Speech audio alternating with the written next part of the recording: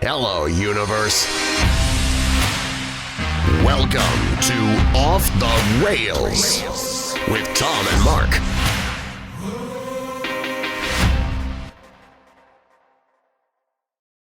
Welcome back, universe, to Off the Rails with Tom and Mark. Episode 5 of season 2, our first ever 5th episode of the second season. You make it so difficult. Coming to you live from the Coldwell Banker Home Sale Realty Studio here in beautiful, it's going to snow soon, Grafton, Wisconsin. Oh, it always snows here. My phone went off on the ride over. And we are here with Joe Chazaray.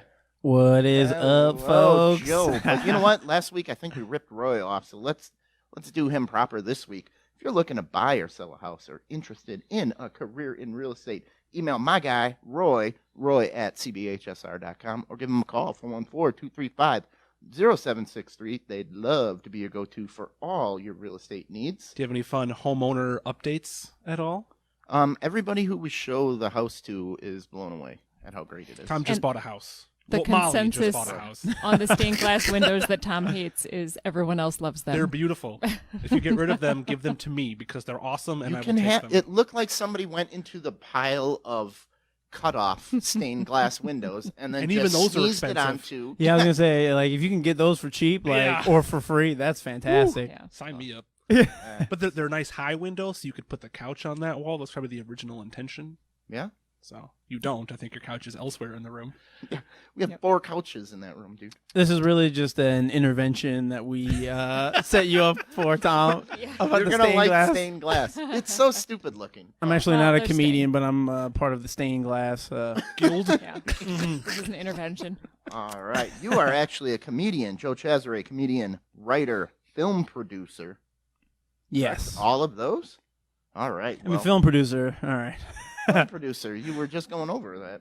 Hey, I watched you. It was kind of cool. Like, I was just watching that guy on YouTube when I picked you up. I'm like, there he is in a coffee shop. I was just watching him on TV. All right. This week, Mark is doing a flash review of Disney Plus that he does not even know he's doing. Oh, shit. All right. The Sour Toe Cocktail. Molly, I No. spelled it wrong in here. Adopting Letters to Santa, Jerking and Driving, Monique suing Netflix. I heard about that. And always the hot seat. We'll do Monique coming up soon. You know Monique, right? Oh yeah, 100%. I did not. But first, let's get this going here. Yeah, I haven't shortened it yet. When are you going to shorten this? She likes it. Drink This it is in. 35 minutes long. This is All right. longer than the original Inagata DeVita. That's hilarious. We paid for it. We're going to use it. I like that mentality. We paid for it, so we're gonna use all of it. Yep. All right. I like this question, so we are going to reuse it. Any strange punishments you got as a child? Ooh, strange punishments. I have a 2-year-old, so I'm always looking for suggestions. Yeah, I'm trying to think like along the lines of strange. My dad used to throw his cigarette lighter at me, but that wasn't the bad thing. It was then he didn't have a cigarette lighter, so he would make me get it and reload my enemy. So when I would throw it to him, I'd kind of give him like a bad pass, so he had to lean, so I would have to run out of Kind there. of fumble it. Like, oh shit, I threw it bad. Run. Yeah. Well, okay, so I don't know if there's like it directly falls into the punishment category because the whole situation is strange. But like, because I remember me and my brothers, we weren't like well behaved that much in church, especially when we were younger. So my mom, we went to like Catholic church and stuff, and my mom, she would like buy us these like little like toys. And we wouldn't get the toys if we were like bad in church or whatever. So that was kind of like bribery. But it's like a weird punishment because it's a weird situation. Like we're getting like these toys like pretty frequently just to like behave in church. And then if we weren't, then we didn't get them. And like they just went. She didn't do something crazy like light it on fire while you were misbehaving. Like In the middle of the sermon. The toys. to burn it. Well, like the toys, they just disappeared, and so it's kind of like one of those things where, well, like, and to this day, I don't even know what she like did with them. Like, I don't know if she Maybe this just, church had a Were they little like- toy bin. Like Happy Meal caliber toys? Or were yeah, like they nice weren't, toys? they weren't like super nice toys. Okay. You know, maybe Christmas it was like a wrestler guy, but like it wasn't. I Yeah, still wanted them.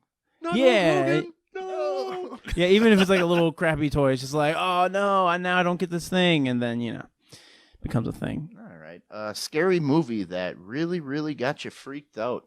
Oh, that's definitely the Blair Witch Project. That one? Oh, That- yeah, that got me as a kid, too. I thought it was real. Oh, same. And like I loved it. Like to this day, like I don't really like scary movies that much, if I'm being honest, just because like every time I'm watching it, I'm kind of like, this wouldn't happen, or like you did this to yourself. Like it's all like it seems like the main characters usually are like too stupid for their own good. Yeah. But whereas like the Blair Witch Project, I was watching, I was like, I kind of think I would do those things or like be lost in that way, and like it just felt really real. And then I mean the not seeing the witch part was just so freaky to me. Like have it all kind of be like implied, like you have to use your imagination and stuff. Like to this day, I'm just like, wow, that movie. Like I remember for like a good week being like, whew, all right, that was weird. Yeah, that's part of the Terror of the Krampenstock we're going to be at December 5th at the Bavarian Beer House. There's a little plug I for was them. just there on Friday for the fish fry. It was wonderful. See, Yeah. Krampus... Try the baked cod. It's delicious. What's scary about those German traditions is Krampus is going to get you. Well, what's he going to do? We don't know. You're just not coming They back. never come back. Oh He's yeah, just taking you Just- up the chimney with He's him. just taking you away. and that's like the Hansel and Gretel story too. Like that's a German story, right? Yeah. And it's just like, oh, this witch is gonna make you fat, and then she's gonna eat you. Like The Brahms, the Grimm Brothers. Grimm Brothers, those Grimm fairy Brothers tales. Grimm, yeah. If you read the original fairy tales, they are horrifying. Oh yeah. And Disney was like, we can make a kids movie. We out of can make this. this. Yeah. Like, There's gold word. here. All right, Disney. Yeah, I've never watched the Blair Witch Project because I also did not like scary movies until Tom started making me watch them. And Twisted Dreams Film Festival. think We're going to it- be there but I again have coming not. up in Still April. holds up. The whole found footage thing is kind of played out. It's been done Yeah. a zillion times, Thanks but to I still Cloverfield. think they did a solid version of it. And they Like were I one of said, the first, right? They were the first really big one. Yeah. There were a few smaller indie ones before it. Wow. But That's Alright. cool. Since the whole Saved by the Bell debacle is happening, is there a 90s show you wish they would bring back? Well, I thought there was before they did, and that was Full House. And Yeah. I was like, oh, they probably should have left that dead, honestly. Didn't hold up. that because I can't tell you guys, like, I was such a Full House geek. Like, I loved that show so much. Me too. And I know it's so good. And but it's funny rewatching it. It's like I can like point out, I guess, like flaws or whatever, but I still love it just the same. Like it's my favorite thing to watch. But then I watched Fuller House, and I'm just like, man, if I didn't have this history of like love for this show, like I mean, this is absolutely like garbage. But I watch it anyways because I feel like I'm supporting my friends. Like when you go to like a friend's theater production that stinks, you're like, well, I gotta do it because friendship and love and stuff. Well, But I you're haven't lucky. watched it because I thought You're lucky No. he didn't give your car the white glove Danny Tanner test, or he would not have gotten into it. you should have taken it to a car wash first. Then we The went. inside needed some details, so he sat in some white stain on your front seat. Oh well. I dented the door trying to pull him out. Trying to get him in. Tom, what show would you bring We back? also went through a mud like field yesterday when we I were would- hunting, and so my I'd car bring looks back like the it's been Attitude Era of wrestling when they still had characters. When it was Or still the maybe WWF. No, before the Attitude Era. I don't know. Maybe I was just too young at the time to realize that the guy's not really a Mountie. The big boss man can't really arrest you. I like those characters. yeah, I've been watching the 90s Teenage Mutant Ninja Turtles cartoon with Helen because I have season 1 on DVD. I can't find that show anywhere else. It's not on any of the streaming services. It's like, Oh. why is this not out there? So you want that? I want that back, and I want it to be just the same tone. I want it to be fun and colorful and designed to sell action figures. Okay. That's all I want. wow. What about a show that you loved but gave up on because it got so bad? Ooh, I X-Files. think like X-Files, Lost. Lost. I got Lost on my list. Oh shoot, Uh, I'm up. Home Improvement got horrible at the end. The one, The Simpsons. The Simpsons. Dude, Ooh, that, that's a good I answer. checked out at like season 8 or 9, okay. and it's still going. Roseanne. Are they still going? I believe so, yeah. Oh my god. Roseanne got bad. Futurama, in my opinion, was never Dan as won. good as the Dan first died, one. and You're not letting Roseanne? Joe answer. I mean, no, I'm actually happy. I'm like He's- buying time. Like I'm I'm- trying to think. Don't you know how to do this? I can tell he's stalling, and I'm filling for him. Or we could sit here in silence, and we can just be like, okay, what's the answer to this? We're waiting, dude. We're Oh waiting, boy. man. That's how Molly's running the podcast. Oh man. Show you love. Wrestling did go downhill. Wrestling, I think that's a good answer. Yeah. Like, I was because I got into wrestling like in 2003, so I kind of missed the Attitude Era, but I remember kind of catching it a little bit because I was young, but I was old enough to kind of have memories still. So like I would remember seeing it on the television. When did Stone Cold retire?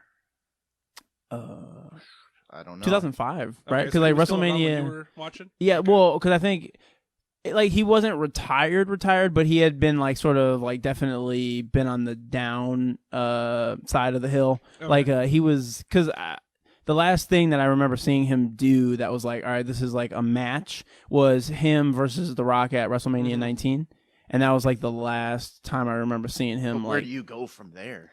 yeah, You can The only go governor's downhill. mansion of Minnesota. No, but you know what though, the wrestling thing, it was a mixture of like it got really bad and I got like kind of too old for it, but like I was holding on for a minute there. I like was still watching pay-per-views into college. Like, Yeah. I watched it in like early high school just because it was fun. And then I'm living in the party house, and we're still pooling our money together, and we're getting WrestleMania. So it's still for a party. yeah, and it's fun, like, especially if you grew up with it and you kind of like know the gimmick of the whole thing. Like not like you just like kind of the whole rhythm of theater. Yeah, like you're like the part of theater where it's like oh, and this is where we set up the second act, and like this is when we do this. Like you kind of know the steps and what's happening. It's like, oh, this is where like Hulk Hogan makes his comeback or something. Like it's kind of fun to watch it with that knowledge, and then sometimes with people who maybe don't have that knowledge, and then you're like talking them through it, but it's so bad now. It's so like restricted. Like because they are so afraid with their sponsors and whatnot to like have any of the characters actually be interesting, and so they have to kind of water everybody down and give them a script that they have to memorize, and it looks that way. Like because I used to like get those wrestling anthology DVDs where like roommate had those. Andrew, yep. Yeah, where these like the wrestlers Andrew's like actually watching now. Hey, All right. well, and like where they like go through the whole come up of like each of these wrestlers, and like so many of these guys like Ric Flair and like Steve Austin and Shawn Michaels, like they only found their like legendary characters through improv essentially, like just sort of like kind of not knowing what to say, but also kind of having just like an idea of where to go, like the whole like John 3:16, all of Stone Cold's best stuff is like he found that like accidentally. And I'm like, you can't have a character like Stone Cold without that sort of that slack, the giving them that slack to improv a little bit. And these guys, it feels like they're too constricted or whatever. Like they're so afraid to like lose their job, and then the WWE is like, well, we can't lose our sponsors, so it's a mess now. So it's like I can't. I tried watching it actually the other because it was on at some bar or whatever, and I was kind of watching it just for the nostalgia, but I was just like, this is such trash. Is John Cena still wrestling? I see him doing a lot of movies and shit now. I don't think he is. Okay. Yeah, I think Roman Reigns is the guy now or something. He's the face? Okay. Maybe, yeah. All right. How many things in your fridge are expired? Just switch Some gears. bread for sure. I have some bread and your possibly some butter that it's like it's going bad or Butter's is got a bad. good shelf life on it. Yeah. Okay, maybe so the butter might be good. But yeah, I definitely have some bread that Would definitely. you reach your hand blindly into your cheese and just take a bite? Yeah. Oh Yeah? yeah. I'm pretty Go good to about the cheese. Like, Okay. well, because then I eat cheese too, so it like But cheese is just bad milk, right? right. Oh, I let some almond milk go bad in my fridge, which I didn't even know that was like possible. Okay. You can Yeah. have it for months. Yeah. Yeah, it went bad, and then like because I thought it at least had like a shelf life of a couple weeks or something, but Yeah. they say like after you open it, use it within 7 days. And I I was saw like, that too, and I'm like, come on. yeah, and it like actually it smells like it has like a very interesting smell that's like it doesn't smell as bad as like say sour milk, but it's like there's definitely something off with it, and you're like, oh, okay, almond milk goes Yeah, bad. but if you pour it on Cinnamon Toast Crunch, how the fuck are you going to tell that it's bad? I've been halfway through a bowl of cereal and go, oh, this milk's no good. But I keep going. I got 2 bites of raw chicken down before I realized it was not cooked on Molly the other day. Oh man, I just walked in and bullied her like, oh, what are you cooking? Just grab it out of the pan, right? It was Out of the bowl. Who the hell cuts the raw chicken and doesn't just scrape it off the cutting board? And she put it in dirty the bowl to put it next to what she was cooking. I thought it was done. So she was getting her mise en place ready Yeah. for the big show, Right? Like on a cooking show. Because you've got to heat up the. Yeah. I was saying something like all Tom, cocky, like, preparation. yeah, there's my woman. You make me dinner. Yeah, that's raw raw chicken. I'm with Tom on And this then one. I'm It like, sounds like a conspiracy was afoot. Yeah. Oh, here it comes. Get the ball. I should probably puke, right? I should puke. I should go actually, puke. I also put it in the bowl to thaw it out a little bit more in the microwave before I started cooking it because I didn't want to put it frozen. I'm in the such a pan. brute that I didn't even notice till the second one went down. I'll put it frozen in the pan because it's Eh. easier to cut frozen. You can get really thin Well, I slices. cut it frozen and stuck it in the bowl and then nuked it for a little bit to. All right. You got any weird things that turn you on? And I'll give you an example. Even yoga pants on the rack do it for me. Ooh, Not yeah. even being worn. On the rack. On the rack. Yoga Well- pants turn me on. Well, I would say like yoga pants on like a mannequin that's like looking pretty good. Yeah, like that mannequin Feel over bottom there? right there. You'd be like, kind of like you just do like a double take. You're like, all right. Man, Like looks- any like the any kind of the women's like clothes section in like any kind of Target. I'm just like, all right, I gotta like If we just get put the snowed blinders in- up. if we get snowed in, I'm putting yoga pants on that mannequin and calling dibs. I think Yeah. the worst thing right now is the ponytail on men because I see that and I go, oh, hello. Ah, it's a dude. Yeah. He better hope we don't get snowed in. Or he's going to need a haircut or he's got trouble. Yeah. I was trying to think. I feel like I just stole yours, but Oh, like that's fine. uh, Sexy boots are always good. Big I'm not- boots. you know, The okay. bigger the better. actually actually so I'll say this then. Like so I'm not like well boots are like whatever because like winter and stuff, but like as far as just like guys because the whole idea of like heels and stuff is supposed to like Make your butt look good. yeah it's like but honestly that doesn't quite do it for me. Like I kind of like a girl who can rock like white sneakers like like Jordans or something like that kind of I don't know like I like that I do know love the low key girl in a t-shirt. yeah and just like with like just a fly pair of kicks on I'm just like man that is nice but they're like woman size so they're like tiny little Jordans. It's just like that's nice. You hear that, ladies? That's all you need. When's the last time you washed your jeans? Because something else happened to me this week. I work outside, and Molly did me a favor and washed my work pants, which never need to be washed. But since I work outside, I have long underwear too, but those were still in the wash. So I just have jeans and gonna freeze. But I'm like, you never need to wash my work jeans ever for years. Just they're gonna be covered in mud. Years ever until they fall off me, and then I get new work jeans. Yeah, I think that's That's gross. Work jeans especially. That's why they're blue, to hide all the stains. Yeah. yeah. Gross. These pair of pants, I washed them actually recently because I actually I got them like re-sewed twice, like because these pants are kind of old. If you're taking someone to re-sew, you should wash them before you Yeah, out of respect for sure. I've had these jeans since I think my senior year of high school or something. Like I just feel like they're a solid pair of jeans, good for multiple, occasions and so like, but they as of recently they've been having this problem where they kind of tear in the crotch sometimes. Okay. Oh yeah, Or at that's least the they've done first it spot to go twice. for me. Yeah. That's always the first spot to go, for whatever reason. And so I've gotten them re-stitched twice recently. And so they've been washed recently. But usually, like for jeans, I'll go like a month. Yeah. Just like, because it's like, what? Like, I wear them for like maybe. They start fitting better.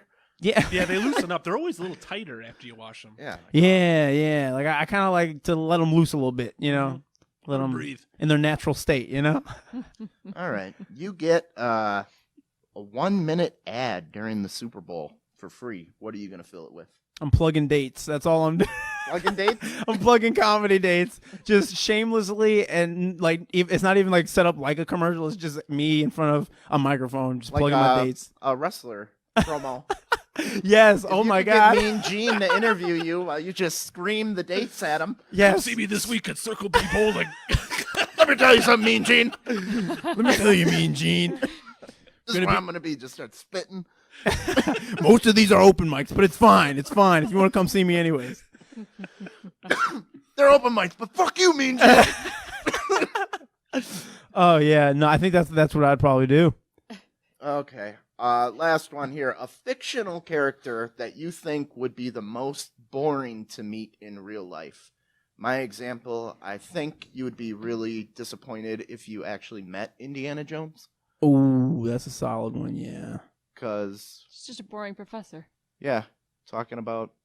Mark would get along great Yeah, with I'm him. like, that sounds awesome. We could talk about archaeology and shit. Yeah. Mark's got all his history major books up there. Like, yeah, you would get along with Indiana Jones. I would be bored to piss. I'd be like, just tell me about when you open the... When that guy tried to rip your heart out with his bare hands. Yeah. Yeah, I want to hear those stories. Don't tell me. Okay. And so this is like a fictional movie character, right? Yeah, or Who is any boring. character, yeah. I'd have to go with, and I don't necessarily even have a particular reason for this, but this was one of the first things that popped into my head, so I'm gonna go with it. I think Darth Vader might be boring. Boring? Yeah, like he does a few tricks, but then he's like, I feel like all his stories are the same. He's got the same complaints. It's gonna be hard to get him to open up. Yeah, yeah, seriously. After he killed his wife. That would have been a shitty car ride from Milwaukee if I showed up in a Darth Vader. Just like, are you gonna breathe like that the whole time? Or Yeah, can we my- at least turn the radio out to drown out your breathing? Yeah, like, dude, can you mute that or something? Like, seriously. Yeah, we're not catching a movie if you're gonna have the breathing on. Oh my Vader, tell god. me Cool about at your first, kids. but- Yeah. It's getting annoying. Kids. Yeah, he's probably pretty boring for sure. I bet you Captain Picard from Star Trek The Next Generation is probably Boring? boring. Oh, I yeah. love him. I love him too. I love him too in action, but just at a dinner party? Well, philosophically. Yeah. because I then think he it's would awesome. pull Yeah. out the recorder, or what does he play? Well, he has a little flute Yeah, from one episode where he lived a lifetime and he mastered the flute. yes. Everybody sit around by the campfire. Well, God damn it, Picard. Not again. There are several episodes where he takes people on dates to like musical like symphonies in the bar. So there's going to be a lot of that. Ooh, yeah. That's a good Dang, have that friend who's into symphonies. Yeah. All right. one. Another one, dude. All right. That's too much culture for me, dude. All right. I'd be that Go to the friend. holodeck and body slam each other. Like, I'll go, but it's just like, man, like, can we I'll like go go the to a first bar? time. Yeah, like, let's just get a drink or something. Like, let's just hang out. Oh, jeez. All right, we got a couple of announcements. Mark's back this week. We got January 24th at the Holla Ale House. We're producing another comedy night. We're gonna do the same comedians. There's a lot of want for it. So Awesome. we're gonna produce it. Dana Ehrman, James Irvin Berry, Brendan O'Day. I'm not sure 100% on Dana. The best part is I don't have to haul 100 chairs across town. You don't have to do anything. We don't have to do that much either. We're producing it. So We had a comedy show on the third floor of an arts mill just down the road, but I had to Oh. haul folding chairs from this building into my dad's trailer with next time Molly we're and just my gonna wife have it helped. in. Oh, that sucks. Yeah. He's like, you got a gym and a was stage rough. downstairs. Why didn't you have it in this building? Facepalm. Yeah, why I didn't we? think we benefited Yeah. from the sexy, trendy bar art studio locale of it all. Okay, Yeah, I mean, because as you were telling me about it in the car, I was like, yo, that sounds pretty legit. it Like, was pretty good. Yeah. Versus who wants to come to an old gym? but see, the thing about Sexy. comedy though is that also is a selling factor, you know, because like it's like people like comedy in weird places that aren't that you wouldn't necessarily like think comedy's supposed to happen there. Like I think that's why like attic shows are so popular. Like people have shows in their living room, like comedy shows. They have it like in You've got a big abandoned. living room.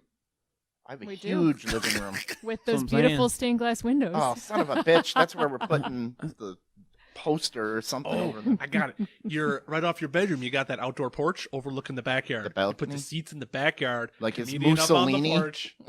talking to the crowd below. I was going for the Pope talking to the people. Okay, sure, wherever your mind goes. Okay. Yeah, I'm telling you, man, that's the move. You know, weird, like weird Intimate locations. spaces. Yeah, intimate spaces are. That's a good word too. That's a good adjective. Okay. Instead of just saying like small, it's like no, it's intimate. You know, Yeah. All right, it's cozy. cozy. Yes. All right. Since I blasted Disney Plus with my new rent and uncle, we got a few people that are defending it the whole time, including your wife, Mark. Yeah. Let's hear about your review of Disney Plus, Uh, aka alimony to your box of VHS in the attic. their original show, The Mandalorian, Okay, is the one? great. Susan said it. I'm made totally her up to fall date on asleep. it. Susan fell asleep. It's kind of Western, very action centric.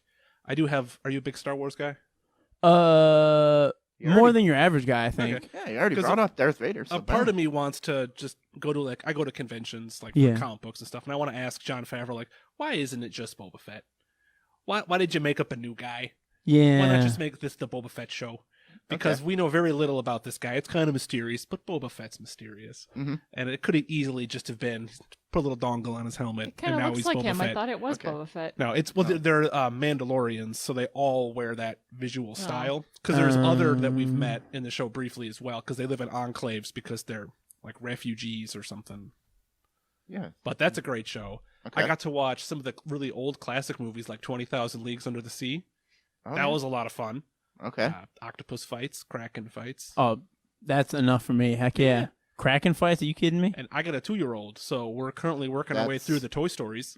Okay. Oh, nice. We But do- if you would have just went to Goodwill and spent 85 cents on a VHS player and went to your attic, I you do would have to all of this. do full disclosure. About a month or two before it launched, there was like a half-price deal if you sign up for it 3 years in advance. So he's You pay upfront for 3 years and you get it at like half price. he's stuck That deal for is 3 over now, years. but we did that, so I only ended up paying like $3 a month for this.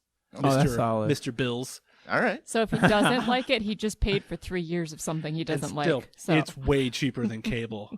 I paid. I used to have cable and I dropped it to just internet. I saved $100. Amazon Prime, That's like $80 a year or something. Netflix, That's like $10 a month. Disney Plus, I think normally people pay like $12 a month. and what do you I have also have Hulu. Okay. That's probably a couple more bucks a month. You have a cable bill. Still sir. less. This is than also a double intervention just for your It's spending cheaper- habits, actually. It's cheaper than You cable. have a cable bill, sir. Oh yeah, I'm not. I'm Yeah. making no illusions here. I didn't do it to simplify my life. I did it to save money, and I'm Okay. saving probably $40 easy. You think And with all of that? Oh yeah, also $100 I was paying. this Oh. from the guy that we don't have cable either, and we have Netflix and Amazon Prime, and Amazon Prime's for the shipping. right. Yes, Not for the shows. Not all for those the- shows are the a shows bonus. are a bonus. We do Yeah. have the BritBox, which we watch through Amazon Prime, which is another couple of bucks a month. Okay. BritBox? Yeah, it's all British Yeah. shows. All right. So So how what am do I you going to like? watch my All QI Red Dwarf and all my the time. Poirot? Yeah. All right. What do you like about it? What could they make better? Let's hear the review. They're fucking up the order of a bunch of shows. Like X-Men is on. Yeah, the X-Men is the out of 90s order, X-Men though. cartoon. They'll fix it. That's just someone's got to go into the file and rearrange it. Okay. Things there's a few things that I thought were going to be on it that aren't. When I was a kid, there was a live-action Winnie the Pooh show, and I thought that was going to be on there. Really? Yeah, costumes and all. It's kind of creepy stuff and nightmares. There's a few videos on YouTube ripped from it, and my brother showed them to me because I completely lost it from my memory, and it all came flooding back I in an don't instant. remember a live action Winnie the Yeah, we had Pooh. Disney Channel when I was a little kid. Well, I did too. So I thought that was going to be on there. There's a bunch of Pooh shows, but not that one. I don't A like lot how of Pooh shows. Two Yeah. girls, A lot of one Pooh. bear. no, there was a '90s show. There's a bunch of movies. There's Okay. lots of stuff. I wish there was more stuff. Like Toy Story 4 isn't on there. Okay. Agent Cody Banks? Do they got that? Is that Nickelodeon? I don't know. That might be Nickelodeon. Oh, I don't even know. I thought it was Disney. I feel like Frankie Muniz, wasn't he like a Disney kid? I guess maybe not. Well, Fox. Right? Malcolm in the Malcolm Middle. in the Middle was his big break. Right. I don't know. So that seems more. Maybe I'm thinking of Big Fat Liar with Paul Giamatti. That was a Disney movie. Probably. And, Yes. But Agent Cody Banks might have been another thing. Sorry. My fear is Disney has a track record of putting things in the vault, air quotes, and I hate that. Okay. I have a background in economics. I know they're trying to artificially create demand by controlling the supply, and I was hoping they were just going to splooge everything out there on Disney Plus, whip out the big dick, throw it on the table, but they chose not to. There's a lot of things they're still going to kind of come out in waves, and I was kind of hoping they would just. But you got to keep it fresh. You got to rotate things in and out. Yeah. Kind of get it, but I was hoping they would just go all in. Okay. What do you get it compared to Netflix or Prime? What do you need? Netflix is dying. Is it? Other than the original programming, what's on Netflix? Yeah. Like Disney is slowly pulling all their stuff. So yeah, we can watch Stranger Things. Oh, that's another thing I love about Disney Plus. Mandalorian is coming out 1 week at a time. Oh yeah. So can't you binge cannot it. binge. I'm against binge watching. Oh, are you? Very against And it. I figured out it's better for the economy if we're not binge watching, because now I'm watching Mandalorian. You new remember episodes it better. every Friday. You can talk about it. You go on YouTube Friday afternoon. There's already 1,000 fan analysis videos that have ads on them, and they are now helping people support themselves. So by limiting when this stuff comes out, people can react to it, people can talk about it, people can make videos, and it's a beautiful thing. Where Stranger Things, he watches 12 episodes in a row. I don't even remember what happened. Yeah, and there's Yeah, no it's all just the room for fog. fan analysis Yep. on YouTube. There's no When I room was for water cooler wiping out my conversation. drool Sure, with it Cheetos, and then Yeah. 12 hours went by.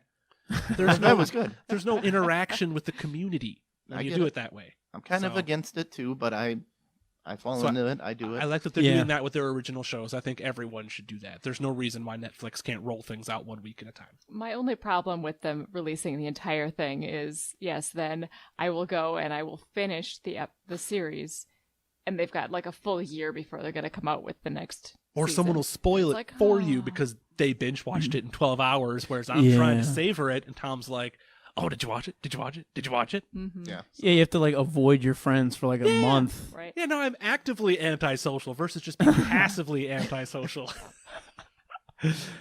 All right, let's get to a couple stories here. Captain Dick Stevenson died, unfortunately, but he invented the sourdough cocktail. Oh. All right, what's in a sourdough cocktail? He bought a bar and found a jar where somebody in the old prospector days I've heard about this. got frostbite, Oh.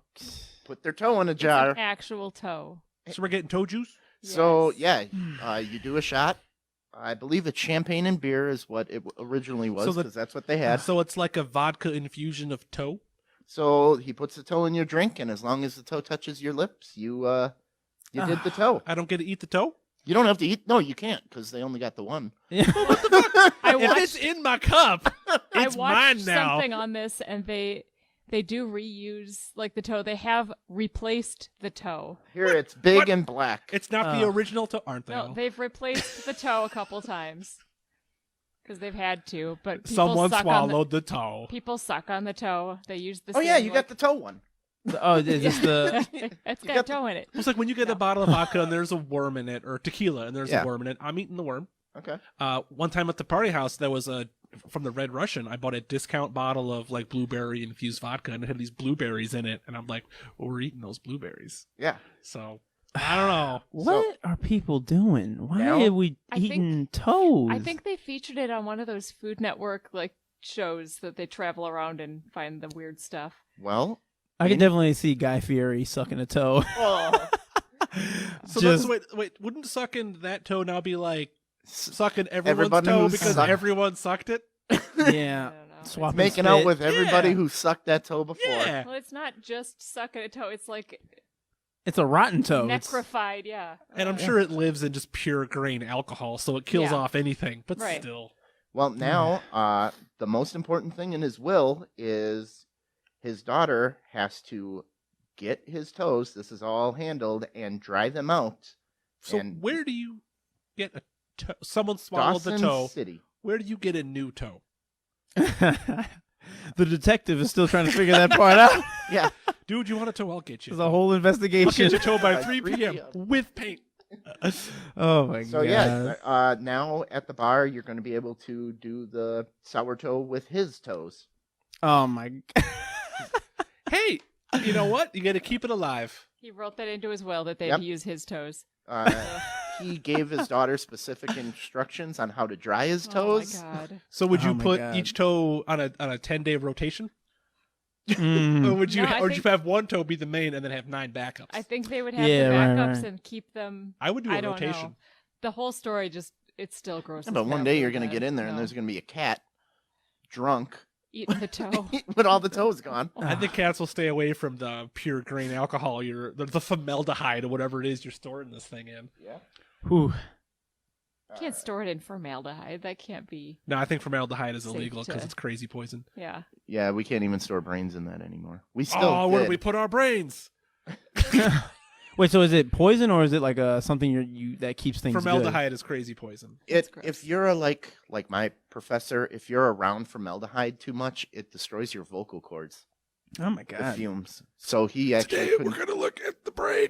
Like, oh, you smoked a lot. No, I just was around dead bodies a lot. I would start smoking, honestly, just to earn the voice. I'd be like, if my voice sounds like this, I'm not gonna not smoke cigarettes. Are you kidding me? Might as well at this point, you know. Hey, ladies, you like brains? Oh All my right. gosh. I think this is a bad idea. That's why I put the story All right. out there. It's called Adopt a Letter to Santa through United States Postal Services. I'm confused. What then? Santa's not gonna get it.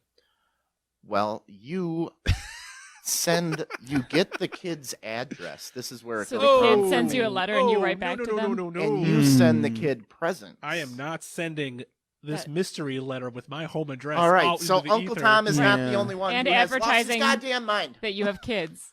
It'd be one thing if the post office was like, all right, we're gonna hold this address for little Tommy A Klein, buffer. and when the present comes, then we will deliver it to little Tommy Yeah. Klein. Yeah. I will say these pedophiles are getting quite crafty these days. Yeah. You know. So Well, this is the sad. government just inviting this in.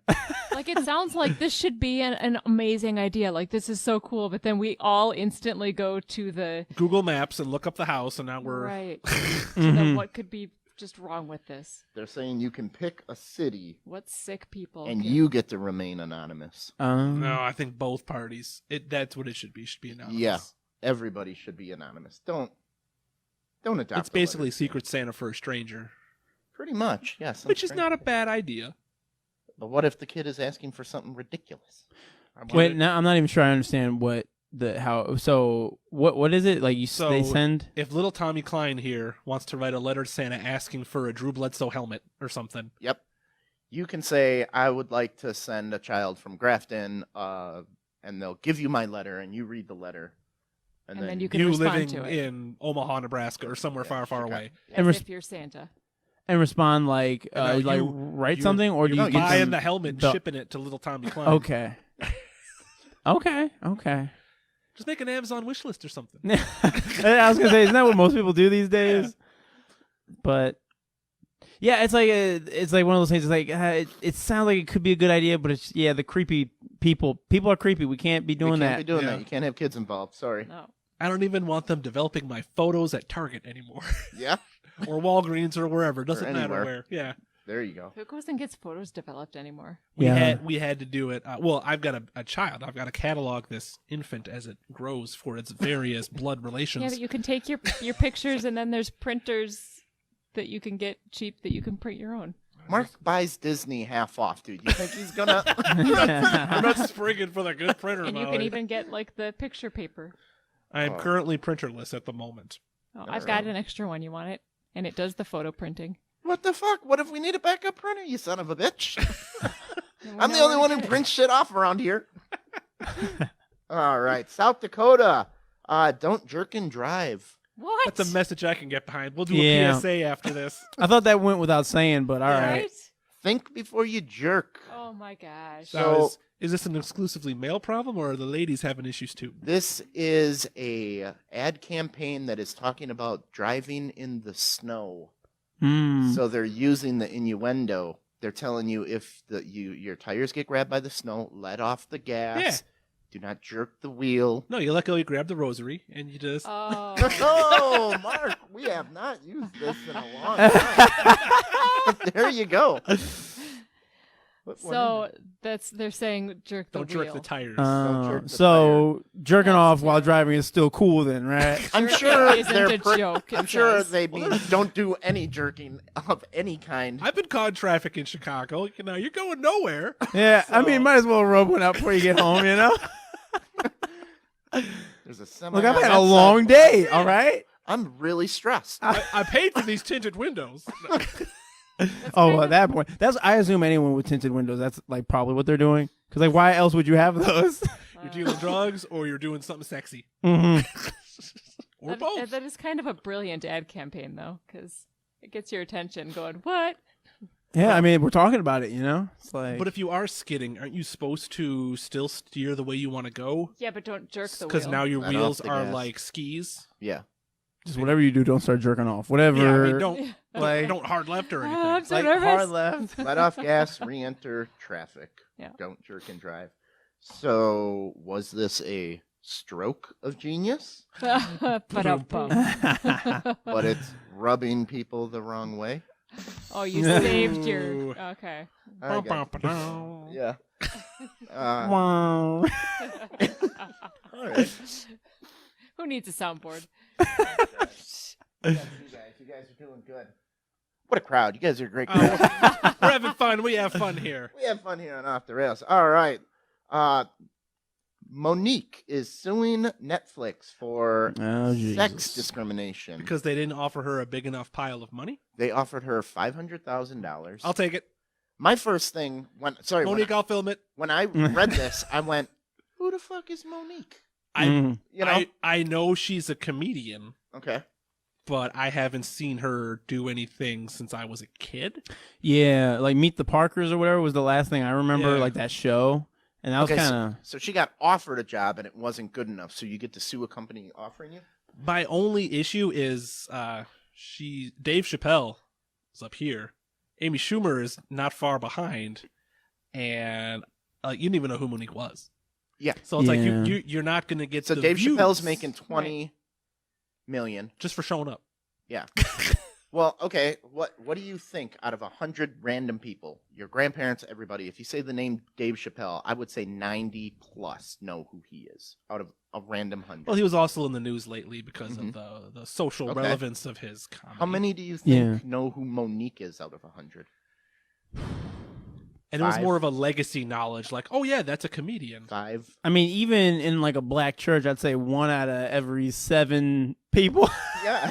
if that. Okay. So she's putting herself like, Jerry Seinfeld made this much, Dave Chappelle made this much, Amy Schumer's making this. Now, I did a little bit of research on this story just to try to look up the ratio, which you would probably be more familiar of female to male comics in Yeah, the industry total. From what I imagine, there's fewer female comics. Yes, what I found out is there's no hard number, but everybody pretty much guesses between 20 and 25% of comedians are female. So Okay, about sure. a quarter. Would you agree with that stat? 3 Yeah. to every 1 girl, 3 males to every 1 female. Yeah, I'd say that's fair, for sure. That's pretty good. So I went on Netflix and looked up we're going to say 25%. Looked up the top 10 highest paid comedians, and it turns out 3 of them are female. So 30%, So a reasonable amount. you would think if 30% are 20 are female out of the top 10 highest The paid, bell curve is fitting perfectly. That's what it's you're saying. Yeah. it makes sense, right? Just on numbers alone. Yeah. No, I'd say that. Well, Monique might be playing a publicity game here Mhm. and just getting us to talk about it. Right. 'cause I know. Now you know who 'Cause she there's is, always Tom. that. I just Whoa. No such thing as 100 bad million. publicity. Yeah. But that's Jerry Seinfeld. That's not Monique. Yeah. Yeah, but his stand-up was never as good as his show. I've But never he seen his draws. stand-up. That he is a marquee If name. he went up there and farted for 90 minutes, but everybody paid $150 a ticket, that's fine. He's drawn. It doesn't matter what yeah. you do. Yeah. Jerry Seinfeld's one of those guys where, like, I get when people, Rock. like, crap on him or whatever. Like, they're like, oh, he's not as good as so-and-so. But I always love watching Jerry Seinfeld. Like, he's just, like, a nice, like, and maybe that is why he's so famous and marketable, is because for whatever reason, you're just like, man, I like watching this guy. Like, his He's voice. the Keanu Reeves of comedy. Yeah, it's like he's got some sort of thing about him where you like watching it. He's And not that great of an actor, but I just love the John Wick movies. yeah, no, yeah. I mean, I've heard some people actually make the argument that like his acting on Seinfeld was pretty bad, but I mean, he's just playing himself, so I don't necessarily agree The with show that. was But a little hammy, like Yeah. they were all kind of elevated, heightened reality characters. that's what that's barely like anything I give any. Kevin James is still making $20 million. Yeah, but Ellen is making $20 million. Where do you think Monique fits into that? If Ellen makes $20 million, where does your popularity rank? Well, Monique doesn't have a daily talk show. That's No. what I'm saying. Like, Exactly. Monique ain't got tickets next to George So W. Bush. Monique she is fighting with Steve Harvey now, and she is calling Oprah cowardly, and she's just trying to start shit. I think she's trying to get more popular than she is. It's I- getting you her know? name. Any publicity is. I applaud the Yeah. publicity move of it, Publicity. but I legally I don't think No. I don't think she's actually looking for anything other than publicity. Yeah. I hope for her sake. Yeah, because you hope that she's not like this delusional. She's just, I gotta get my Okay, name but on Monique, I gotta get some if crackers in Grafton talking about my my if story you're here. a comedian and you think Netflix is gonna now come back at you with okay, you get $15 million. No, you just fucking sued us. Like, Yeah. you're not going on Netflix ever again. But maybe she's wondering if like she's like maybe playing chicken with them or whatever, or like seeing if they'll like crumble under the pressure of like being viewed as like sexist or racist or whatever, and then they'll be like, all right, I guess we got to like give her something. But I don't think that's gonna be the case. I think they'll just like laugh her away. But I think that's her move. There is like she's hoping that they'll crack under the pressure and you know. Well, she's going after Oprah She and might Steve be. Harvey. That's Well, maybe she's hoping like She's gonna be left Amazon will without a step country. in, and now she'll have all the publicity in the world, regardless of how much money she makes. I mean, I'm no rich man, but $500,000 is life-changing money for me. Same. I'm not an established comedian like her, but yeah. I mean, really, if any of y'all got even $20, that would make my weekend for sure. But $500,000, that's even better. yeah. That's retirement money right there. Well, she's calling for everybody to boycott Netflix now. She's Oh, starting a campaign. Yeah, right. No, we need shit Just go to do. Prime, make your special. We'll watch it. We'll even review it on the show. So I mean, man, it's annoying that that's even a move. Like, you know, it's gross that she's doing this, but also like that we can kind of sit here and conceptualize how that would be like a move for her. Like, we're like, oh yeah, get publicity, like start blaming Oprah and Steve Harvey publicly and get people talking about you. And it's like, man, is that what we're doing now? Like, is that what people are doing? Welcome to America. It's like, This is the world we live in nowadays. It's all, are you trending on Twitter? yeah. So I'm wondering, who can I blame? Can I blame someone famous for something? How I was wronged in some way? sure. Get some sort of attention? Yeah. Go ahead. I mean, I don't want to do that now. 'Cause I need to Who's think he out a gonna name? whole. Who's he gonna name? Oh, I can't wait. And Molly's like, play this while he thinks. All right, Joe, we'll get on with this interview. Hey, I saw you did one episode called Mindsplaining of a podcast. I did. Which One episode there. one episode. I don't have quite the fancy setup you guys have here. We gotta always leave him wanting more, Tom. Yeah. None of this Yeah, just 2 hours a week stuff. When's he gonna do another one? yeah. Yeah, that's one of those things where it's like that was kind of like I put that out maybe prematurely, but like I like the idea of doing a podcast, and so I haven't released another one yet. Even though the really stupid thing is I actually have like a lot of audio stuff, like I guess podcast episodes that like I record with like my friends. Like we just sit around. I'll turn on my phone's recorder and then we'll just like talk. But like I'm so technically inept where I can't get it off of my phone and convert it into the right file that like, and also because I'm like, that's an Apple phone and then I have like a PC. So it's like a nightmare trying to just get the stuff off of my phone. And I'm like, maybe I'll just stop or like wait. I'm doing a podcast until like I have the team around me that can make it happen. So you find yourself a Molly. You need a Molly. Yeah. Seriously though, like, I mean, I'm so pro having people like delegating responsibility. Cause like I just, I finished like working. Well, I didn't finish. We're in post-production right now, but like with this web series that I wrote, and then like we had like a whole team of people. Like we had a good friend of mine, JP Thomas, he directed it, and then like I had a lot of my friends like acting in it, and then we had like a producer guy who like his one thing was like to handle the catering, you know, situation, and it was just so nice to have all of these different, like we had a script supervisor, and I was just like, oh, this is so much better than like having to do having to do all of it. It's just like, ugh, God. And so I got to figure that out with like podcasting, because I still really like the idea of just like, I don't know, sitting around just talking shit. It's like it's really entertaining for me. Yeah, like I love listening to podcasts and stuff. But I don't know when that next one's coming out though. That is the if your listeners are like, when's the next one? I'm sure they're all on the edge of their seats like, well, he's good. Is he gonna? I have no clue. It's They say to be consistent, so if you wait 2 years, you can't put that third one out till 2022. yeah, I'll do like a whole like Star Wars situation where like I release each one and like 4 years later, and you know. So you wrote a novel and you're into writing a lot of scripts. Oh wow, you did the research. That's Yeah, he did. You wrote a novel pretty quick though. No, yeah, so that was like I have like this whole like string of like passions that I like went through in winding up being a comedian. And one of the first ones like was like being a rapper. Like I wanted to be that.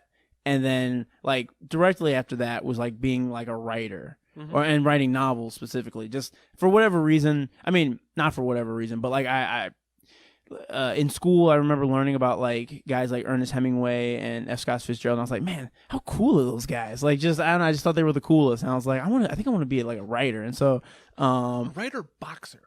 yeah, seriously though, like It's like so much tang. yeah, like they really romanticized that idea of being like an alcoholic writer, and I was just like, oh, that could be cool, and I'm halfway there. yeah, well. And I guess I wound up that way anyways as a comedian, which is like what a lot of comedians are, just alcoholic writers. But like I wanted to like write stuff, and I thought it was cool to write a novel. And so like from like the ages of like 17 to I think 19 is when I really was like, all right, I think I'm not going to do this anymore. Or at least I'll do it for a little bit, like on the side, or like I'll still write stuff. But as far as like trying to be like a novelist, like I kind of gave that up. But did you publish? No, I never published anything. I had a novel. Like I have like a novel. Be thankful you got that one podcast. No, I have I have a novel that is like finished for the most part. Like it's definitely like one of the final drafts anyways on my computer. And I tried like sending out manuscripts of it, and it never like got published, or nothing ever came of it. And I got discouraged, you know, like as a 18-year-old kid who has no patience and stuff. So I was just like, oh well, this didn't happen in like a week, so I guess I should give it up instead of like spending the time to really try to be a writer. And maybe that was like signs that, well, maybe you're not like suited for this kind of stuff anyways, if like the worst parts of it I wasn't willing to sit through. So, you know, I have that one novel that's like kind of complete for the most part, and then just like the first 3 chapters of a bunch of other random stuff. But I did like write a novel, and I remember like at the time, like it was crazy. Like I never worked on anything like that before, and like that hard before. Like I remember like spending like 6 hours like a day just in my room, just like typing away, and like, you know, not eating regularly, just sort of doing that for like a whole year probably. And yeah, it was like the whole writer grind is so crazy. Like I didn't even know. I thought it was like a fun thing. It's like, oh, you go to a coffee shop and you just, you know, type away. But it's like kind of intense to like write anything. And then the fact that like you have to do it alone is also kind of scary. I mean, you know, you read chapters or whatever, you like bounce ideas off of like maybe fellow writers or just like people whose opinions you respect. But yeah, I was not really cut out for that kind of like life, I guess. Well, I mean, we live in a world where you can self-publish now too. I know a bunch of people who have done that, so something to consider. You've already done the hard part. Yeah, I might just do that. Just like release it as a, hey, look at this thing I did. Yeah, a little 50-cent, you know, digital only book. Just put it out there. Yeah, I mean, might as well, right? I don't know, that's an interesting idea actually, and the fact that it's like I'm not necessarily saying like I'm some polished novelist that like you should expect some like super like awesome, like it'll almost work, the fact that like I'm a comedian, and it's like if the novel's shitty, it's like, well, buy my shitty novel. Like, don't you love me as a comedian? It's only 50 cents. It's only 50 cents. Like, don't you want for the story of it? Buy my shitty novel. Get a soda for more than that. Oh, but yeah, I spent like a few years in that writer grind after that too, just like trying to write screenplays and like sketch comedy was really like the first little thing that got me going with comedy. But like that whole writer thing I was doing for like until 18 to like 21, I think. Was that while you were going to acting school? Yeah. Yeah, you were you studied Meisner technique at Gately Pool Acting Studio? Yes. What's the Meisner What's technique? the Meisner technique? Yeah. I mean, there's like all these like fancy like words, you know, that acting I know communities. the method. Yeah, which But it is interesting because like as they say, like the different methods and like I feel like the real differentiating thing is just the fact that they're all the method, like because that there is like a specific technique, I guess, where it's like it's a lot of it is like focused on moment to moment stuff, and you're constantly like trying to just play off of the other person as opposed to just like remembering your lines and saying them back when you hear your cue, like because like a lot of what we did was this like repetition exercise, which is literally like you say something or you comment on like your scene partner, and like you just say like, oh, you're wearing glasses, and then they'll say back, I'm wearing glasses, and then you say, you're wearing glasses, and like based on the way you're saying it, you let it build to something. And then when it feels like it built to something, like, and that's where the actual technique of it comes in, where you're like, you're listening always, and you're like, oh, he sounded a little angry with that, and so then maybe you change it, or the way you respond is like if someone's like, I'm wearing glasses, and then you're like, you're wearing glasses, like it's a very like, my God, I am wearing glasses. Yeah, because like they try to like break it up for us, like you learn the lines like mechanically and just like know the lines like it's the ABC or whatever, and then this other stuff, the in the moment stuff, that's when then you can play with that, because once you have your lines like memorized like in your head and stuff, then you're just like free to play and be in the moment, noticing like the way that someone says a certain line, more contextual, and then you like respond to it that way.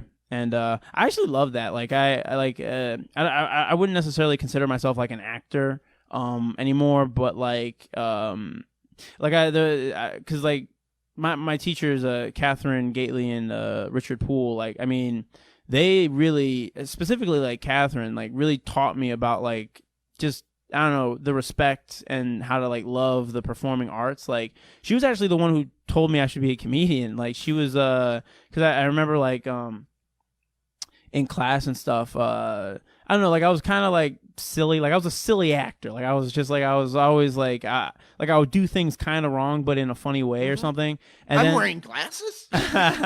yeah, and she was a comedic actress, and she's very, very talented and very knowledgeable too, and she was like, it was one of those things where she kind of like she could see that in me, and I had told her, like, I think I was like 20 at the time, and I told her like, yeah, I've been thinking about like maybe doing stand up or something, like it's kind of this thing that I've been interested in. And then she made me like do stand up in front of the class. Like she made me, well, not really, like it was more like because it was for this activity that we had to do. And like for the activity, you have a scene partner, they come in and you're like doing the whole moment to moment work, but while you're prepping for something that you're trying to do that's like important to you. So like my activity that she kind of like made me choose was like I was preparing or rehearsing like an SNL monologue, or an SNL audition, that like, so I'd been called in for SNL. It's like a big deal, and like I got to like do a little stand up, do some characters and stuff.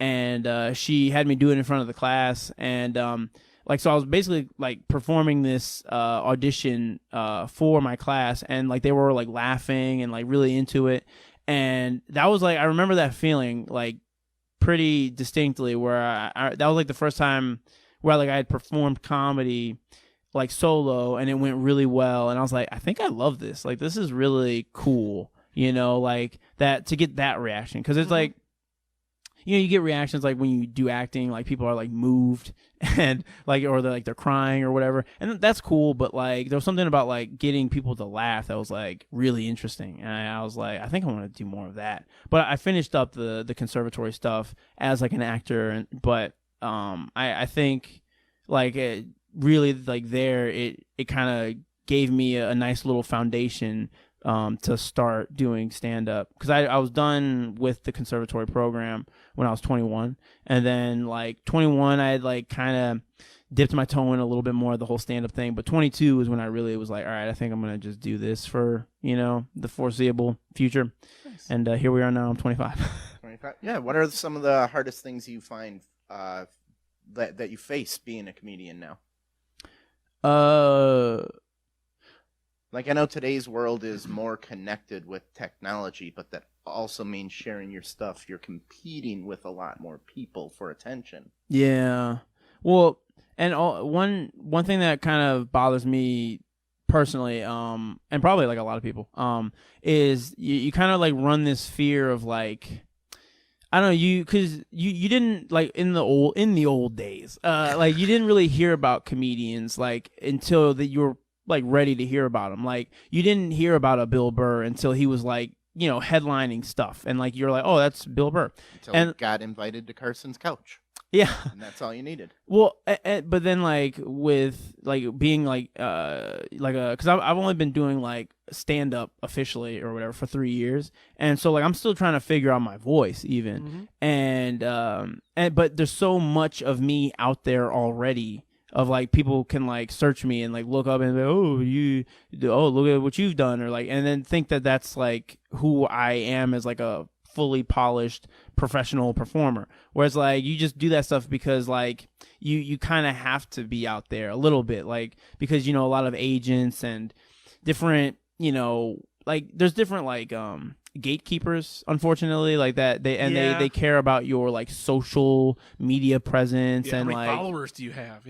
Yeah, it's either you're dealing with that or you're trying to do it yourself, like, you know, where you know you like you have your own podcast or you have a YouTube channel, because you just like that's the way to like get in, and there's no gatekeepers there. So it's kind of like then you run the risk, like I was saying, where you kind of put yourself out there in a way that maybe you didn't fully think through, and now you're the guy who like, I'm the video game review guy because that was the thing that I wanted to like do for like a week, and now I'm that guy. And like, and if you try to like go away from that or whatever, because like I had played around with YouTube for a little bit, and like I almost like I took those videos down now because I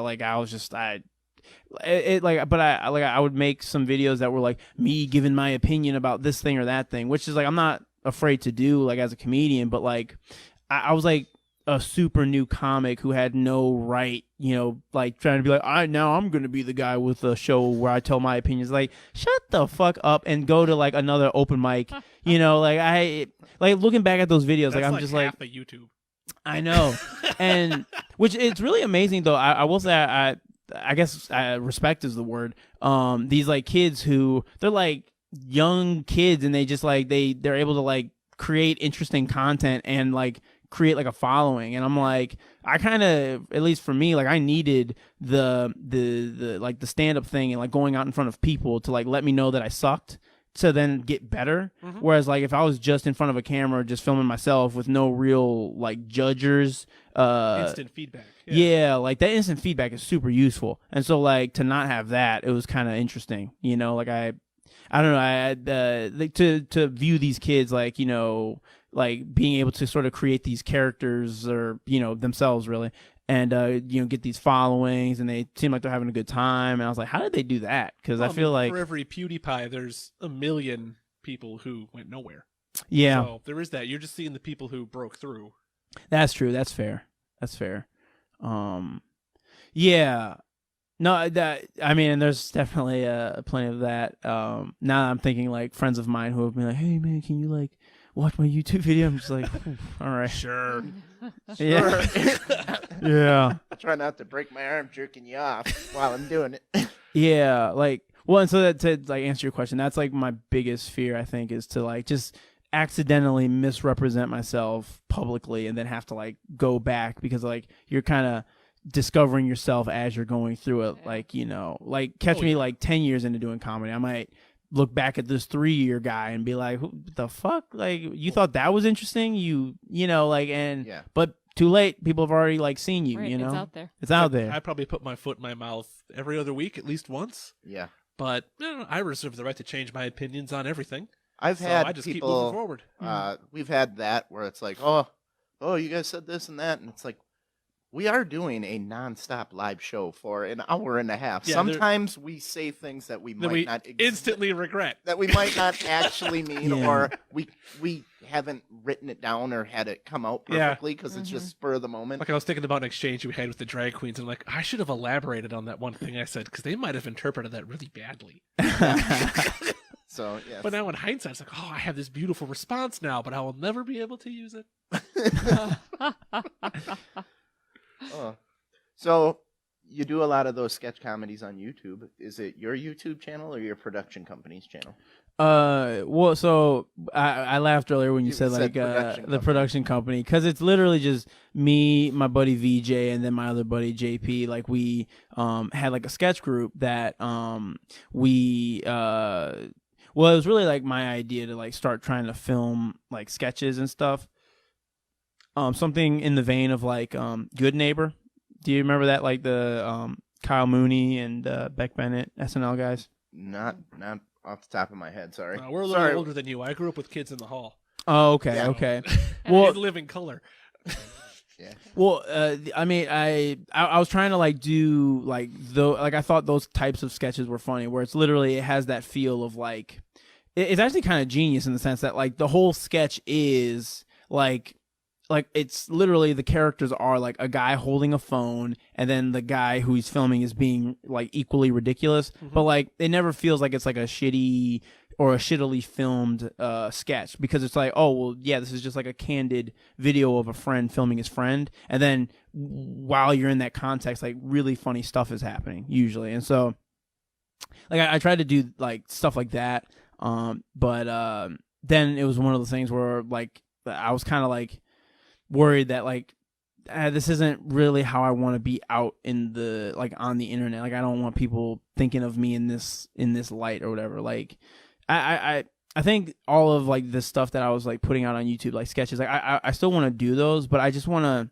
before I really jump back into it, I want to make sure like I've kind of got a grasp, or at least I'm in the ballpark of like what I think my voice is, or like it's coming out. The best you know, way to do that is we had it at the film festival. Every single filmmaker said, "Make a movie. Just Jump in. Just jump in." So if you, I recommend just listening to people that know a lot better than I do, and they say just keep making it. You'll figure it out. You'll while find you're that making voice. You'll find that voice making it. Don't wait for it. Develop it while you're doing it. So. that's a very good point. That's a very good I point. think you should just keep making them. And then, like we always say, don't listen to our early stuff. Don't go back and listen to that when we were timing exactly how long Yeah. everything went, because we thought we needed to be exactly 45 minutes. That's what The book segment said. is 15 minutes and 15 minutes only. End of interview. Tom literally would have a timer up on his laptop, and he would Oh, that's hilarious. timed everything out. So I was on as a guest, and you asked me a question. I'm like, oh, he's going to ask a great follow-up question. Here it comes. And thank you for being on, Mark. I'm like, Sorry. what? That was a huge open-ended Yeah, one. and another podcaster said, if you have... Don't ever stop good material. Yeah. You work so hard to get there, and then you're going to cut them off? Like, it was 15 minutes. That was enough. We had enough. No one cares about you, Mark. By the way, you want to be the new co-host? Yeah. Yep. Molly hates it when I bring the egg timer into the bedroom. Well, you're done either way. It's been 5 minutes. See you next week. Mondays, right? Oh, jeez. Okay, so, what's your opinion? Just let's switch gears a little bit. I love asking all comedians this. The current state of comedy right now, the 2019 excuse. You can't say it, it's 2019. What do you think about that?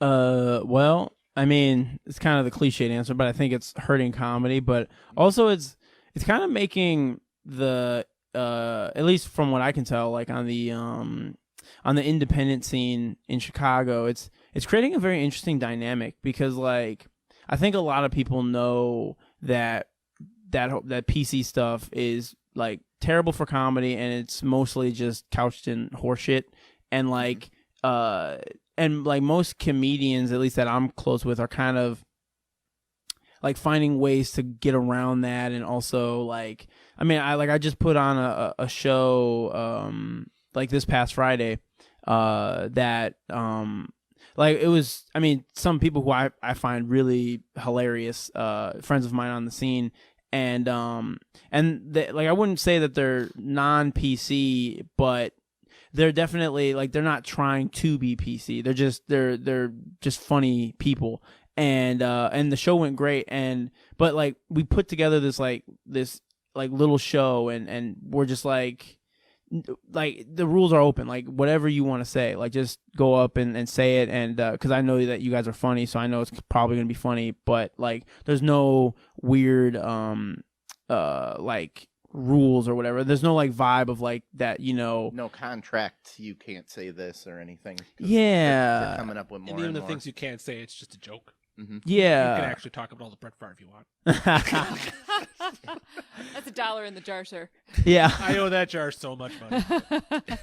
But like I think it's like it's kind of creating an interesting like, you know, it's like creating like an interesting, I don't even know if subculture is probably not even the right word, but just like, do you think it's, maybe I can help you here, but I feel like it's kind of, comedy is almost going back to the underground where it came from, and then it will eventually, all that underground stuff will come back into mainstream. Do you think it's almost like, Well, it ebbs and flows. Like in the 80s, there was the huge stand-up boom, and But then it- it dried yeah, up, yeah. and then it came back again, and now the PC stuff, you know, it's peaks and valleys. yeah. Well, and also like the dirtier comedy is going to go more underground where you got to find it? Yeah, the next George Carlin, wherever that person is. Yeah. yeah, like I think there's going to be like a demand for people who are like really, I don't know, they don't have just like everyone's same opinion, you know, like they don't have the same opinions as most of the other comedians or even just people that you talk to. I think there's going to be like some sort of niche created, but not even like a niche, just like real comedy fans. Well, because like I've had the pleasure of like doing shows in I did a show at Riddles not too long ago, and it was a sold out room, and everybody was so awesome. Like the audience, like you could kind of just like go up there and say whatever. I mean, not that anyone was like super like saying anything crazy, but like you kind of had the vibe of like, because I I don't even know why I'm like scared to say it now. Because but like the word faggot, like I said that kind of like casually a couple times like during the set, and like people were loving it, and I was just like, but even like that trepidation that I just had now, where it's like you kind of think like, oh, can I say this? Yeah. And it's like there's still like I think it's safe to say like the real comedy fans, like people who are really into comedy and not just like, I don't even know, like whatever the social justice warrior people call comedy, like the real comedy fans, like I think they not only want to see more of that, but are like they're just like, I think they're on board with it. Like it's not something that I worry about too much. It's more like I don't know. I don't like that at least in the mainstream that like comedy is like kind of like publicly under attack as much as it is, especially like just like dumb stories like the Monique story and stuff. Like there's a lot of that going on where it's like you just like I don't know, like as a comedian it's just kind of confusing where I'm like, why are we talking about this? And I don't know, the one other thing I was gonna say about like what I think is going on with comedy, and the PC thing is probably part of it, but like I feel like one thing that's happening right now is that the like different genres of comedy are starting to become more prevalent. Like, and I say this like food jokes. well, like kind of how we were saying like Jerry Seinfeld, like he's almost like a different genre of comedy than like Dave Chappelle, where it's almost like you know, trying to compare them would be almost unfair because you know, like. Maybe Monique is great. I have no idea, but like, maybe I just don't listen to that kind of music. Yeah, you know? I haven't seen any of her stuff in a while, so And on Netflix. So I can't judge her until I see her new stuff. When I hope it comes out, I'll watch it. Well, and like, cause I have friends of mine who are like really into like Anthony Jeselnik, and I like him, but he's like not my favorite. But like I could see, because he's got like a very dry style, very dark one-liner type of jokes, and it's like that doesn't like, I like something that sounds more conversational, like Patrice O'Neal, Bill Burr, even Louis C.K., like stuff that kind of feels more like you're just listening to a guy talk for a little bit. He's just venting. Yeah, and not so much like these like well-crafted jokes or whatever. It's like, all right, but like that kind of is boring and it doesn't feel real. But who am I to say? Like that's like I feel like comedy is too loaded of a thing where like it's almost like it's like music. Like the word comedy is like the word music, and then you have to break that into genres. And I feel like with the internet and all the stuff the way it is right now, like it's sort of conducive for that kind of thing to start happening, where you have all these different outlets and platforms where people can kind of do their own thing and like maybe become a thing on this platform or whatever. Like you have these different areas where people can go and be like, I'm going to go get this kind of comedy, you know, or I'm going to go and get, you know, something more jokey joke, or like, whereas like I feel like before, even with like the 80s, like, you know, boom and then the crash and stuff like that, there was still only like a couple of TV stations that like people were watching comedy, and like only so many people got like an HBO special. And so it was kind of like there was still like a very distinct, like, this is what stand-up comedy is or should be. Whereas now it's like, especially like in some of these alt rooms in Chicago, like I'm like, all right, is this what we're doing now? Like, this is comedy? Not that I'm like necessarily saying it's not funny or not worthy, but it's like, it's just like, I didn't know people were doing this. Like there's people, there's people doing stuff with puppets, and like they're singing with puppets, and it's just like, but it's like it's under the umbrella of comedy, so it makes it kind of confusing. Whereas like if that was a specific type of comedy that I knew that like I was going to see that type of thing, then it would be more clear, and there wouldn't be so much like overlap that, you know, maybe isn't necessary. I don't know. What do you think about like comedy movies? Because I've noted, you mentioned before how there was like a more genuine conversational comedy versus more jokey joke, but then I think of movies, and I think the consensus has been to go more towards the everything feels improvised, like all the actors made it up on the spot. It's less structured, it's less jokey, but I don't know if I like that. Yeah. When it comes to movies, I don't want to see a recording of a live image. I want to see the jokey jokes that are structured, that are set up and paid off, and the timing is edited to be perfect.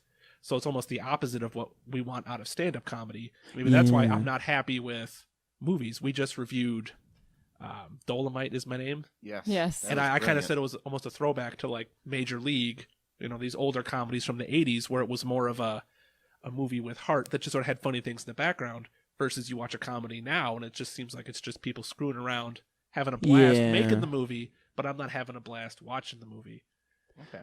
That's a very interesting point. Yeah, because like that older generation of like comedy movies, I find like, and I can't even say like I'm a super big like geek on it, or like not super knowledgeable about all the different like movies. It's just what we grew up with. We're a little older. That's all. Well, but like we're still cool. But anytime but anytime I watch like one of those movies, like the Airplane generation, or like The Jerk, or like those movies, I get more enjoyment out of them. Like I feel like they are. Because it feels like a real movie that's like just, but it's funny, and because like life is funny, so they're able to tight, and every second is planned and intentional. Yeah, and then you get a sense that like the actors in it like are, because like that was one thing like my my acting teachers specifically, well, yeah, both of them. Like they would really tell us to like not play the comedy.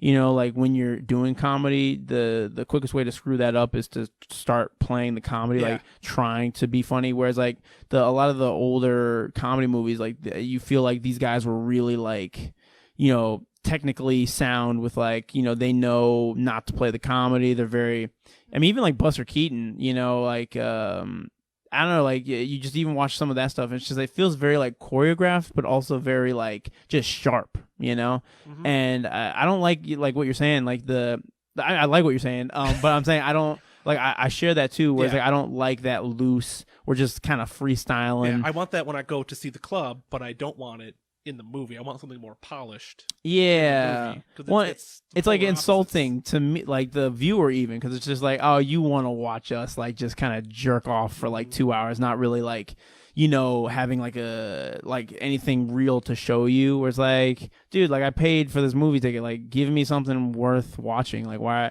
Like I don't want to just see you kind of stumble around a premise. You know? Did you see the Dolomite movie on Netflix? I haven't. Eddie Murphy. No. We all kind of agree that Wesley Snipes kind of stole every scene he's in, and he kind of plays it straight. He's not being jokey. He's just making observations, and it's brilliant. Like, that's more of what I want. It's situational, and someone's just being the straight man, just knocking it out of the park. You know, there isn't enough of that. Everyone in other movies is trying to over ham it up or whatever, and that's when I start to get bored. Yeah. So I want a Wesley Snipes in there who's being the David Spade to the Chris Farley or whatever it may be. Oh, that's great. I didn't even know he was in that. I actually I'd heard Eddie Murphy did like something recent, but I wasn't sure yeah. what it. That's what you got. That's your homework for tonight. Dolomite is my name. You will not be disappointed. It's a good movie. All right, Joe. Thank you very much for coming on the show. Where can we find you next? Where do we subscribe to your YouTube? Where do we find you on Facebook? It's your Super Bowl ad. You Where got are you 60 gonna be seconds. releasing your web Uh, series? Yeah. So the web series that I'm working on, we're going to be releasing that on the IO network. It's a new like comedy network that the Improv Olympic Theater in Chicago, like they're doing Instagram videos now. So we're planning to release there. They'll be like a minute and a half long. They're just fun little stupid videos about I wonder how much I can release. I've never been in this position where it's like, how much can I say? It's about a group of acting students who are at a dojo training them to become like the next action superheroes, or not superheroes, action stars. Sure. Like where someone like an Arnold Schwarzenegger would go to acting school, you know. Okay. And so that's the plan for that. As far as like stand up, what's the next thing I got coming up? I have a show. There you go. Well, I know it's next Saturday for sure. I just We all got Saturday cheat every is now the and then. 30th. next Saturday the 30th, right after our lovely Thanksgiving weekend, I'm going to be doing Marcus Shakes. He's a comedian in Chicago, very hilarious. I'm doing his show. It's called That's That Show, which is a great name for a show. Awesome. And tickets in advance will be $15. Tickets at the door are $20. It'll be at the Wise Owl, which is 324 Racine Avenue, Chicago, Illinois. Free parking.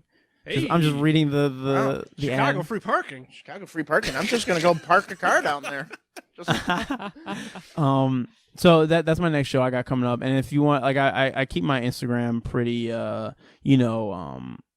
like up to date on like shows that I got coming up. So if you want to go follow me on Instagram, that would be dope. It's just my name at Joe Chazaray on Instagram. And Great. yeah. I'm going to go make an account called The Real Joe Chazaray and just fuck it up. Are you a blue check mark? I'm not a blue check mark. Not yet. Not yet. That Not even verified sure how account. you get that. I just know that's Same. a thing. Well, because Yeah. like I know people who have like a lot of followers who don't have that verified check, and then like some people who kind of like, I don't know, have an in or whatever. Like they get it, and I'm like, how did you get that with 8,000 followers? But somehow it's being done out there on the internet. If you'll believe it, Excellent. fake verified check marks. All right. Thank you very much for coming on. You earned yourself a ride home. Nice. You did great. Oh, thank you so much for having me on, guys. This was like a lot of fun. Awesome. pleasure. We're going to do a quick speed rail here. And this story is like the best example of what a speed rail means. So I'm going to show you. The headline is great, but the story gives you nothing. Vice principal resigns after chicken prank. What kind of chicken prank? They Is that don't, like driving, like they two cars staring down, who turns away first? They Or don't does he tell you what literally it put a is? chicken in Students school? toilet papered the hallway and Okay. let several live chickens inside the school, and it went too far.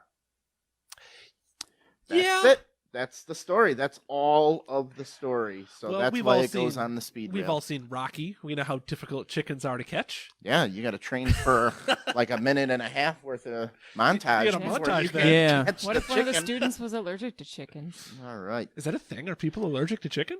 Yeah, bird Yeah. dander, man. Big allergy.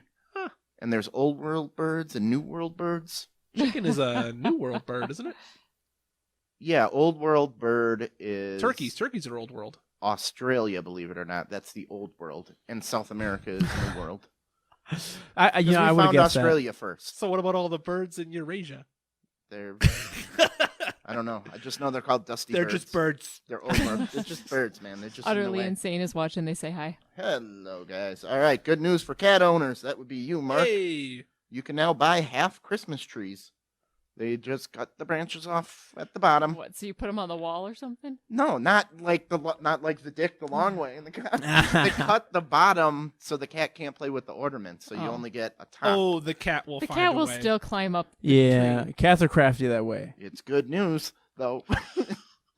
I like the half tree because you put that up against the wall. You could really anchor it because the fear if the tree's going to tip over because your cat's going too high. Okay. Michigan is being schemy with their marijuana laws. They legalized it early, but won't let sellers sell it until it has a full year cycle of growth. So Okay. the only people that have a full year cycle, They want to have government eyes on it from seed to bud. yes. So now that they released it early, only the medical marijuana can be The distributed. certified. Okay. Big Pharma. So At it again, dog. yeah, I mean, So- that makes sense. it doesn't matter because 79% of the municipalities ban sales of marijuana, including Detroit. Well, it's like fireworks. You can't buy them, but you can have them, Okay. right? Yeah.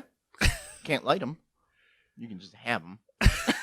You can look You at guys want to them. come over and look at my box of fireworks? Oh, snap. It's so cool. Awesome. Bill Gates topped Jeff Bezos as the richest person in the world once again.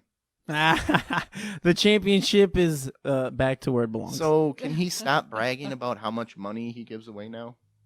'Cause Bill that's- Gates? Yeah, that's what he does. Did he just brags stop about- giving it away? I don't know. Is that how he's rich again? If you're bragging about all the money you give away, you can't be the richest person in the world again. Well, how do you calculate who's the richest person? Because it's all stocks and what the company's worth, and if the stock dips 1 penny, that could be $1 bazillion for Jeff Bezos. Yeah, it's the new cloud service that did it for Bill Gates. Okay. We had this story a while back. The London Vagina Museum is now open. We had that story with Dr. Love, Tanya Hanford. A vagina museum? Yeah. So, yeah. It's not what you're thinking, dude. They're just going to teach you about it. Oh, Break I the mean, stigma. Till you use... both things are bad. Honestly, it's like if I've it's been a to vagina Georgia O'Keeffe museum. museum, that's kind of the same thing. Oh, Molly, did somebody open a vagina museum in here? What the hell? Bats flying out. Oh my gosh. Fox is trying to trademark OK Boomer. Why? I think. Oh, they're- is that for feetball? No, OK Boomer. There's like a thing millennials say, right? Like Yeah. at, Oh, because okay, boomers boomer. are old people. Yep. So I'm when not you a make boomer. a point, they say OK, Okay, Boomer. boomer. I guess I'm they were, technically a millennial, kids. even though that's our biggest punching bag. Well, we've talked about the show, like when is the cutoff for millennial, and We're technically a some people say zennial people or born in the something. early '80s are still millennials. I was born in '85. oh, So for me, it's like I'm right on the razor's edge. My brother is technically a Gen Xer, Mhm. but then I'm technically a millennial. It's like, You're raised I in feel the- more like a Gen Xer. Yeah. I identify No, with you- this group of people more. You act like a boomer, though. I do a lot of things, all the shitty things millennials do. I totally do those things. Mark, let's end on that. Mark's got all the shitty millennial qualities. All right, where can they find us, Mark? Oh no! Stole my clipboard. It was a trap. It's yeah. Other people have had it. Jen's been fucking with it. Jesus, crazy. There we We go. are off the rails. He is Tom. I am Mark, and you can find us on Twitter, Facebook, and Instagram, and even our website. Key phrase is Off the Rails TM. The TM stands for Tom Mark. Yeah. There we go. Email us if you want to be on the show, or maybe you saw a fun article, you want to get our asinine opinions on it. Email to offtherailstm@gmail.com. This podcast is available on SoundCloud, YouTube, Stitcher, iHeartRadio, and the place you're listening to it right now. See our website for more details. And Joe, thank you very much for coming on. Thank you. We had a blast today. Remember, universe, we're not good enough for you. Thanks for tuning in, universe.